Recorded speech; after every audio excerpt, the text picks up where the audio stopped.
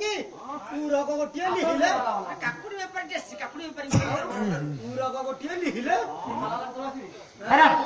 ये पाला वाला बंधा तले सोइछन ए मा हां राजकन्या रुक्मिणी वाह पत्रटी केमिति लिखिकरी कोन कोन अंकन कले वाह ना हृदयर समर्पण भाव जे पत्र स्थान दे गोटे मंडा कुसुमानी अच्छा ता भीतर रखिले पत्रटी को मुद देले पत्र ऊपरे गोटे शिवंक चित्र अंकन कले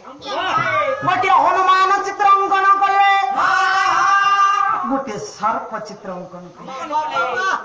काय अंकन कौन देवादेवी अंकन जानी नथिले कि रुक्मिणी मंगला की दक्षिणकारी की बासुरी एई चित्र अंकन कलानी शिव चित्र अंकन करिवार कारण कोन सारे शिवंकर चित्र पट अंकन करिवार उद्देश्यटा कोन उद्देश्य ना रुक्मिणी विचार हो शिव हेउछन मंगलर प्रतीक ये पत्रटी बाटर जाउथिला बेले जदि काल विपद आसीबो जदि विपद थाए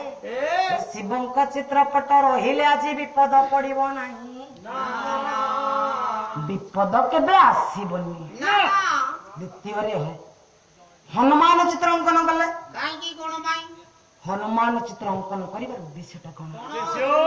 ना रुक्मिणीर विचार मंडा कुसुमटी जाउछि हां हनुर शत्रु होछि सूर्य सूर्य सूर्य आज्ञा हनु को भय करे हां ये हनुमान चित्रपट रहिले ए सूर्य देवता हनुमान को भय करी ये कुसुम ऊपर आउ तांकर ज्योति विस्तार करिवे नाही किरण आउ पड़िबो नाही अमलिन अवस्था शुभ्र अवस्था जाजुल्य अवस्था मो प्रियतम कृष्ण पाखक आज कुसुमटी पहुंची जीव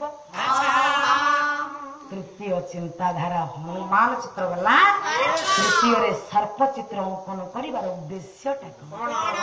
ना रुक्मिणीर विचार सर्प पवन को आहार करे पवन को सर्प मा आहार करे मो प्रियतम कृष्ण पाखक जाऊथिबा मंडा कुसुम ऊपर पवन बाजिले पवन बाजी कुसुम सुखी जीव फुलटी आज मलिन पड़ी जीव मलिन पड़ी जीव तेणु रुक्मिणीर विचार सर्प चित्र रहिले ये जतिक पवन बहिब सब सर्प आहार करिब मो प्रियतम कृष्ण पाखक जाऊथिबा मंडा फूल उपरे मंडा फूल उपरे